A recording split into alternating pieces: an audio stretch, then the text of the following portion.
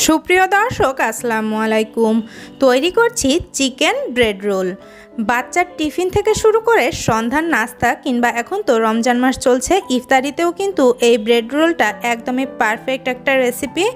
উপর থেকে ক্রিস্পি আর ভেতরে চিকেনের পুর ভরা থাকবে, খেতে কিন্তু দারুণ লাগবে। রোল তৈরি করার জন্য প্রথমেই পুর রেডি করব। এজন্য কড়াইতে সয়াবিন তেল দিয়ে দিলাম।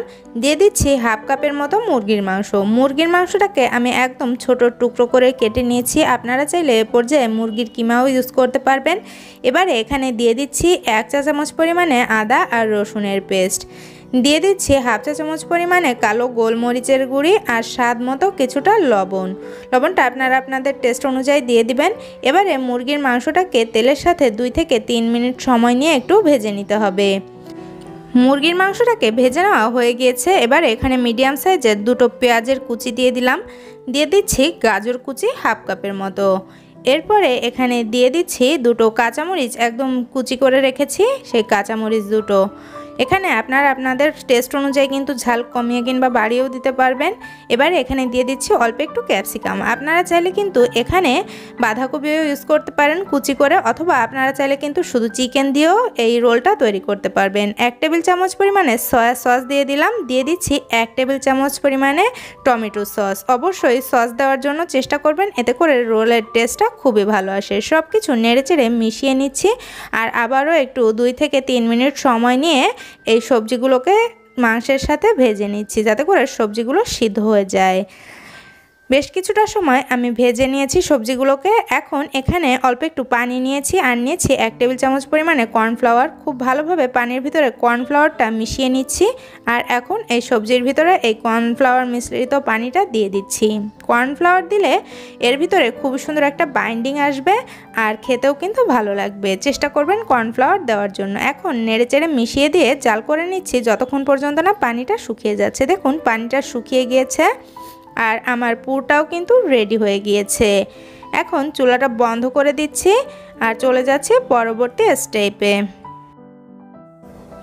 এবার একটা ময়দার ব্যাটার তৈরি করব। 1/3 কাপ পরিমাণে ময়দা নিয়ে নিলাম আর দিয়ে দিচ্ছি সামান্য অল্প একটু লবণ। নর্মাল তাপমাত্রার পানি দিয়ে একটা পাতলা ব্যাটার রেডি করে নিতে হবে। এই ব্যাটারটা পরবর্তীতে ব্রেড রোলটা কোটিংয়ের জন্য প্রয়োজন হবে।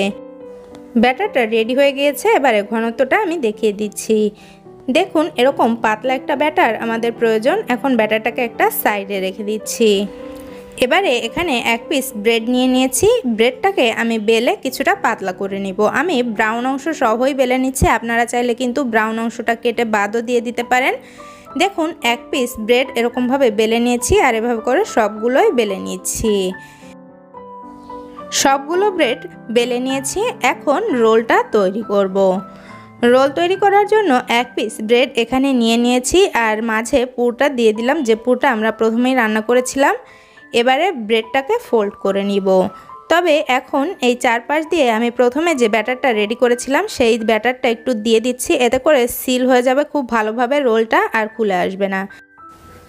রোলটাকে ফোল্ড করা হয়ে গিয়েছে। এখন রোলের 2 পাশে যে খোলা অংশটা আছে এই অংশটাও আমি ব্যাটার দিয়ে খুব ভালোভাবে হাত দিয়ে চেপে চেপে একটু আটকিয়ে দিচ্ছি। এভাবে করে অল্প একটু ব্যাটার নিয়ে চাপ দিলে কিন্তু রোলটা আটকে যাবে।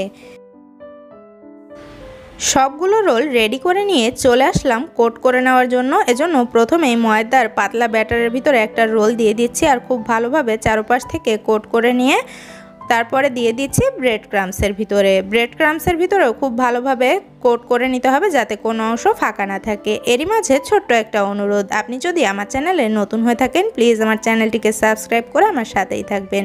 দেখুন একটা রোল রেডি করে নিয়েছি, এভাবে করে সবগুলোকে রেডি করে নিচ্ছি।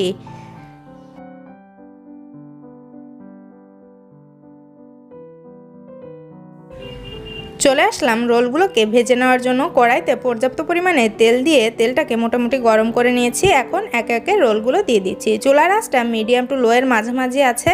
সবগুলো রোল দিয়ে দিয়েছি। এখন রোলগুলোকে উল্টে পাল্টে গোল্ডেন করে ভেজে নিচ্ছি। দেখুন আমার রোলগুলো ভেজে নেওয়া হয়ে গিয়েছে। এখন আমি রোলগুলোকে তেল থেকে তুলে নিচ্ছি। সবগুলো রোলকে ভেজে তুলে নিয়েছি। আর দেখুন আমার রোলগুলো কতটা লোভনীয় হয়েছে।